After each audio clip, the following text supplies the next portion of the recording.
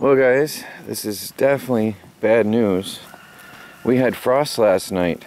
Now, even this morning when I looked at the weather report, it said 52 degrees in Lewiston. But that's starting to melt now. It's already 57 degrees. Here you can see, let me see, little frost hairs on the plants. Let's see if I can zoom in enough to see the frost hairs. This is very, very bad news. Is that going to show up? I don't know if we can see it on camera. It's already starting to melt. It's warming up fast, but there's frost hairs here all over the plants. It was supposed to be 50 degrees in the 50s last night, in the 50s. So now we're seeing a 20-degree temperature difference between here and what they're saying on the weather report. This has never been. It's usually last year it was a 10-degree difference. So if it was going to be in the 40s, I knew we'd have a frost. And now, while in the spring it was a 15-degree difference. 50s, mid to low 50s is still fine. I did not put protection on the plants. But now we see a 20-degree temperature difference from here to town. This is very, very bad. So weather here is extremely unpredictable, and you cannot go by the weather app. Even when I got up this morning and checked the weather app, it said 52 degrees in Lewiston. So you cannot go by the app. This is very, very frustrating because it's August. And everybody says you'll never see a frost in August. Don't worry about covering your plants in August. You'll never see a frost in August. That's what they tell me here. Here it is. And it looks like we're going to have to get the wood stove going, because it's cold in the house. This is very, very unexpected and very disheartening. I don't know if there's going to be any damage to the plants till later once the sun comes up. We won't know until the sun starts to droop the plants if there's anything damaged. So we'll see. Well guys, the sun is up. Well, it's mostly clear. We got the mining rig running. I'm talking quiet because Michelle is sleeping. I've got mining a cryptocurrency, and everything looks good on free solar power. So I'm going to run that all day today as long as the sun is shining. Harvesting free cryptocurrency here. Not a cloud in the sky. Going to be a good day for mining. 13.7 volts. And 16 amps coming in over here. By the way, somebody mentioned status of charge on the batteries. This shows me the temperature in Celsius, the amp hour capacity of the battery bank. 81% charged, 86% status charged. SOC, there you go, right there.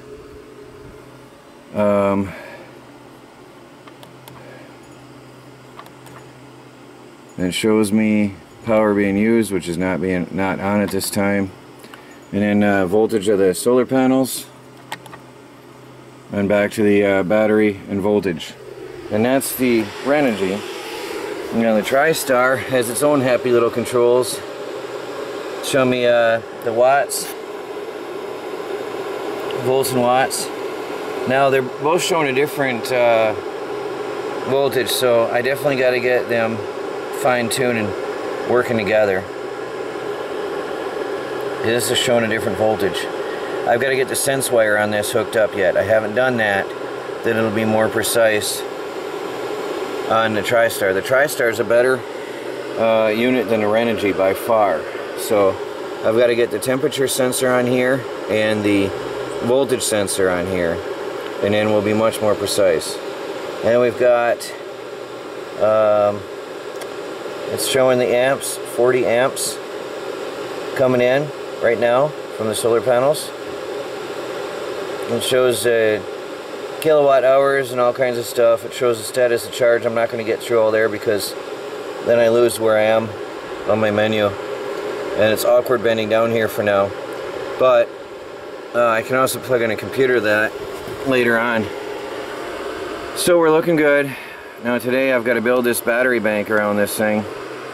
or build it, what am I saying? Today I have to build the box on the battery box around these devices to protect it from the elements. So right now I can use the metal roof at night, but I'm gonna hopefully try to get this done today, see how it goes. It's gonna be a good day.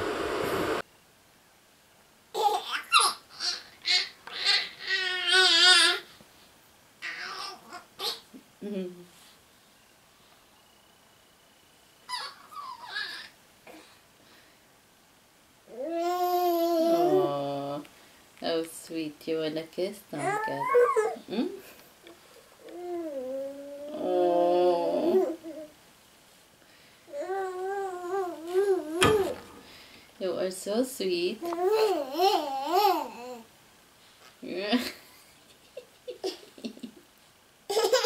She kissing him? Yeah, she wants to kiss him.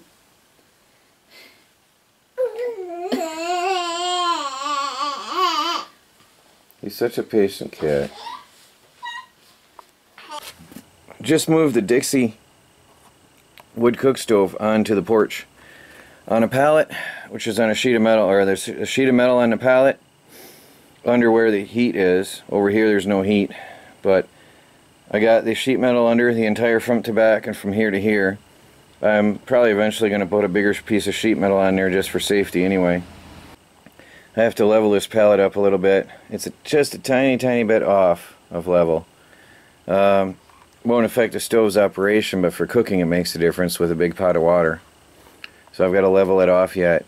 And then up here I'm going to put an elbow on there to get us out and clear the roof line. And then I'll have to put a spark arrestor on there so I can cook with it properly without any problems. Although there was nothing coming out the stove, I guess because of all the passages things have to go through to get the smoke out the back. By the time it gets through, it's a very clean burning stove. Pretty impressive. But I gotta be safe. So there it sits for now, out of the elements. This is probably where Melanie and I agreed this is probably where it's going to stay for a while. I'll probably give it a clean up now that it's out of the elements, and run it again, heat the top and oil it. That'll keep the rust from forming. A little bit of surface rust formed again since it was sitting out under a tarp, and that'll a little bit of oil will stop that, keep that from coming back. But this is where it's going to live, and this is where we're going to use it for now, and till we figure out its permanent home. With the mining rig running, I'm actually gaining a charge, 14.2 up here, and the battery status, the graphical battery status. So I definitely have more power available than I'm burning with one mining rig. Plus my laptop was running and its monitor. So that's pretty good. And I still have 2 more solar panels to hook up. Inside the off-grid electronics lab, I connected my TriStar, not MPPT. This is a PWM solar charge controller that I bought accidentally one time thinking it was an MPPT. And it also is a 800 watt, has an 800 watt capacity. The batteries were the status was yellow, and now it's blinking green, so it's in absorption mode. I just know that because I know this device. So that's good. Everything's back up. Now I have to find the meter for that. I don't know where the meter for that is, and I'm looking. So I'm still unpacking boxes from my move from New York to here. I know I have that meter, and I just have to find it. So anyway, I'm looking around as I talk to you. Now I also took off the other Renogy. It says it's an MPPT solar charge controller, but it's tiny. 12 volt, 10 amp. Maximum input power. Only 100 watts, 130 watts at 12 volts. And that's too bad, because I was going to hook this up and hook up another solar panel to it, but it's too small at only 130 watts at 12 volts. That's a problem. It's 260 watts at 24 volts. So it would take a single solar panel at 24 volts. So anyway, I can't use this right now. So I need another charge controller for my other two panels out there on the house, on the off-grid tiny house. Well guys, it's almost 6 o'clock in the evening. The sun is sideways to the solar panels. And we're at 12.5 volts and starting to drop. So I'm going to shut this down in a few minutes. I've had the mining rig going all day. And we're pulling in 11 amps over here. We're pulling in 170 watts here. Yeah, I'm going to go in and shut it down now. The mining rig has been running all day though on solar power with no problems at all. The batteries are dropping to 12.5 volts, so now it's time to shut it down and let the batteries be recovered and recharged by the power of the sun before it gets too dark. So I figure there's enough energy left in the sun, even at 90 degrees to the solar panels, to top these back off. Alright, I shut it off and the battery's up 12.7 now. So we're looking good. I'll let them rest and recover their energy now. Although my laptop and monitor are still running, but that's fine. Oh, the inverter just got quiet. The fans just powered down. And everything's quiet and mostly at rest now. So I'm only pulling in a small fraction of what I'm, or pulling out a small fraction of what I'm putting in. I'm up to 12.8 volts. And we'll be fine. It's going up. I think we'll be fine tonight. We'll see. This is a big experiment of how far I can push the limits of the system. Mining during the day when the sun's shining. Now I do have the covers for this. I just don't have it on during the day when I'm running around and it's sunny. But I do have the covers for this to protect everything overnight. The garden, I think, is okay. No. It killed some of the potatoes. Some of them got killed. Some of them didn't, some of them did. These were green yesterday, so it killed some of the potatoes. Look at that. Oh, wow. Yeah, see? It froze and killed some of the potatoes last night.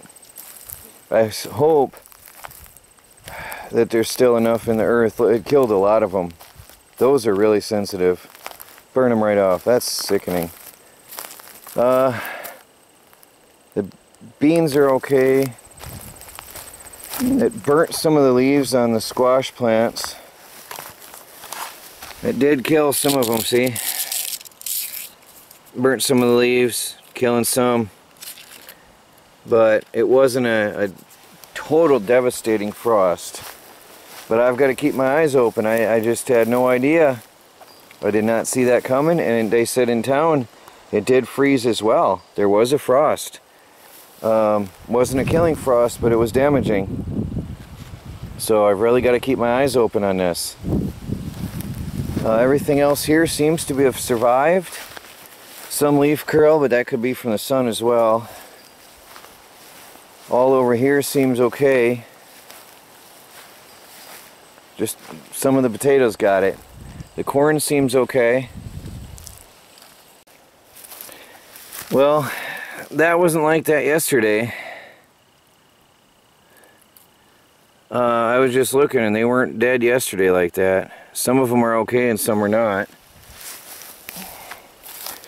These are okay.